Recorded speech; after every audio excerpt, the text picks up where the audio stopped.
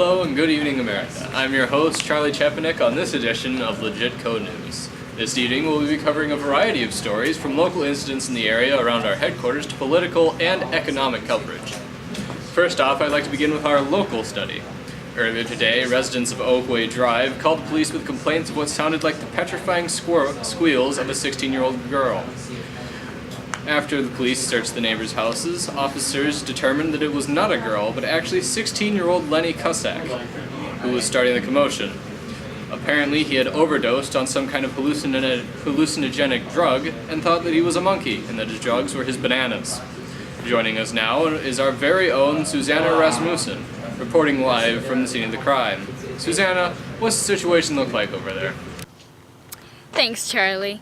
And now, after hours of begging headquarters to send me on to real stories such as the Flint water crisis, the Syrian refugee crisis, the 2016 presidential election, or something important to this country, I had to settle for this nonsensical story that bears no significance to anyone. But no worries. Now, it appears that Lenny has become acting aggressive towards one of the officers, and oh, there it is! He has tackled one of the police officers and is now biting his arm. The officer appears to be crying out for help, but to no avail. If only there was someone around who could provide him with aid. Well, I'm Susanna reporting to you live, and now back to you, Charlie. Truly a tragic turn of events. We now turn to the most important story of the night, the 2016 presidential debate for the fictional country of the United Liars of America. Ben Einiger is at the event broadcasting it for our station to cover. Ben?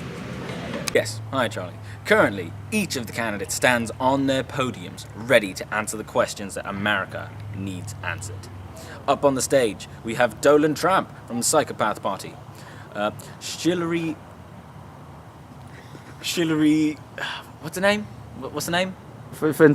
Finton, Shirley Finton from the SJW Party, Barney Sanders from the Decent Party, and Speedy the Dog from the Dogmocratic Party. Now, we quiet down as the moderators open the debate. Welcome everyone to the 2016 presidential debate. We'd like to thank your co-sponsor, Slightly Original Crew, for helping us organize the debate. Now let us begin with the opening statements. Mr. Tramp? We need to build a wall. We need to kick everybody out who disagrees with me. I make a lot of great deals. I won't tell you what they are specifically, but I can tell you, we make a lot of great deals.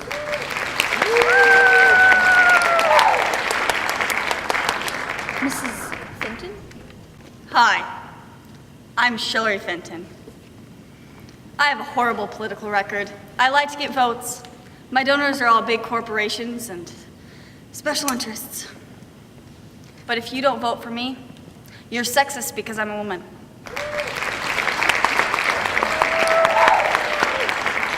Senator Sanders? What was that? Senator Sanders, let me repeat myself once again. Your opening statement, please. Come on, guys. The choice is clear here. You have a liar, a cheater, a child, and an animal as your only other option besides me. Here's an idea. Why don't we just tell the truth and be decent people for once? And finally, your opening statement, Mr. Speedy.